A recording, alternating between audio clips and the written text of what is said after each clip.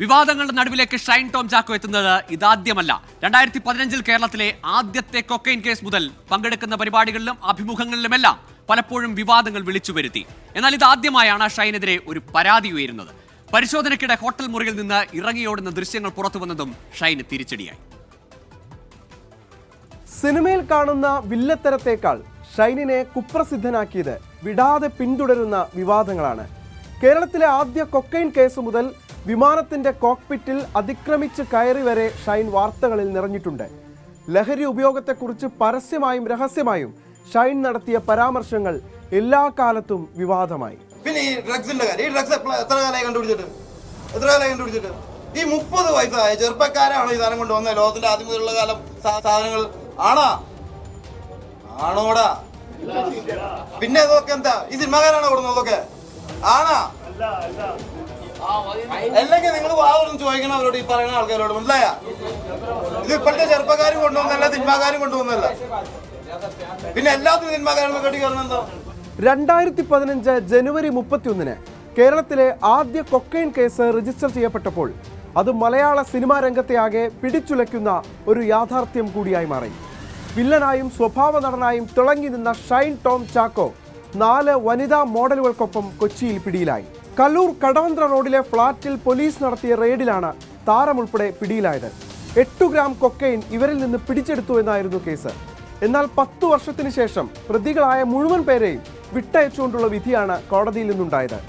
അന്വേഷണ ഉദ്യോഗസ്ഥരുടെ ഭാഗത്തു നിന്നുണ്ടായ വീഴ്ചയടക്കം എണ്ണിപ്പറഞ്ഞായിരുന്നു അന്നത്തെ വിധി പ്രസ്താവം. ഈ 60 ദിവസങ്ങളിൽ ഒരു ചിത്രം എനിക്ക് നഷ്ടപ്പെട്ടു, KL10 എന്ന് പറയുന്നത്. അതുപോലെ തന്നെ ചെയ്തുകൊണ്ടിരിക്കുന്ന വിശ്വാസം അതല്ലേ എന്ന ചിത്രം 60 ദിവസം ബ്ലോക്കായി. അതുവഴി പ്രൊഡ്യൂസേഴ്സിന് അവരുടെ ഭാഗത്തു നിന്ന് കുറേ ബുദ്ധിമുട്ടുകളുണ്ടായിട്ടുണ്ട്, അതിൽ വർക്ക് ചെയ്യുന്നവർക്കും അതിൻ്റെ ഡയറക്ടർക്കും. പിന്നെയും മാറിയില്ല ഷൈൻ. സോഷ്യൽ മീഡിയയിലെ അഭിമുഖ കാലം സജീവമായതിനു പിന്നാലെ ഷൈനിന്റെ വാവിട്ട വാക്കുകളും ചെയ്തികളും പലവട്ടം വിവാദത്തിലായി.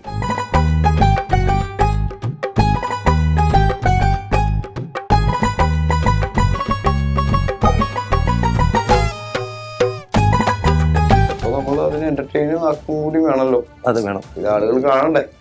കാണാൻ തുടങ്ങിയത് ഇങ്ങനത്തെ ഗോഷ്ടികൾ കാണിക്കുമ്പോഴാണല്ലോ. ആ ഗോഷ്ടികൾ അവസാനിപ്പിക്കണം എന്നുള്ളൊരു തോന്നൽ ഒരിക്കലും തോന്നിയിട്ടില്ല. ഗോഷ്ടികൾ അവസാനിപ്പിക്കാൻ തോന്നാറുണ്ട്, ഗോഷ്ടികൾ കാണിക്കാനും എനിക്ക് താല്പര്യമൊന്നുമില്ല. പക്ഷെ ചില സമയങ്ങളിൽ അതൊരു എന്റർടൈനിങ് അല്ലേ, ഇന്റർവ്യൂ അല്ലല്ലോ, ഒരു കോൺവെർസേഷൻ അല്ലേ. നമ്മൾ കൂട്ടുകാരായിട്ടിരുന്ന് സംസാരിക്കുന്ന അല്ലെങ്കിൽ അങ്ങനത്തെ സിറ്റുവേഷനുകളിൽ നമ്മൾ എന്തൊക്കെ കാണിക്കും. 2022 വിമാനത്തിന്റെ കോക്പിറ്റിൽ അനധികൃതമായി പ്രവേശിച്ച ഷൈൻ വീണ്ടും തലക്കെട്ടുകളിൽ നിറഞ്ഞു. അവർ നന്നായി വിമാനം പറത്തുന്നുണ്ടോ എന്ന് മനസ്സിലാക്കാൻ കോക്പിറ്റിൽ കയറിയെന്നാണ് ഷൈൻ പിന്നീട് മാധ്യമങ്ങളോട് പറഞ്ഞത്. തിയേറ്റർ റെസ്പോൺസ് എടുക്കാൻ വരുന്ന മാധ്യമപ്രവർത്തകർക്ക് മുന്നിലാണ് ഷൈനിന്റെ മറ്റൊരു ഷോ കാണാനാവുക.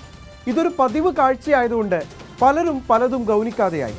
ലഹരി ഉപയോഗിക്കുന്ന കഥാപാത്രത്തെ അതിന്റെ പരിപൂർണതയിൽ അവതരിപ്പിക്കാനാണ് ലഹരി ഉപയോഗിക്കുന്നതെന്ന ഷൈനിന്റെ പ്രസ്താവന ഒരു പക്ഷേ മറ്റാരും ഇതുവരെ പറഞ്ഞിട്ടില്ലാത്തതും പറയാൻ ധൈര്യപ്പെട്ടിട്ടില്ലാത്തതുമാണ്. ഏതായാലും ഷൈൻ്റെ വിചിത്രവാദങ്ങളും അങ്ങനെ വേറിട്ട പ്രതികരണങ്ങളുമൊക്കെ നമ്മൾ ഒരുപാട് കണ്ടതാണ്.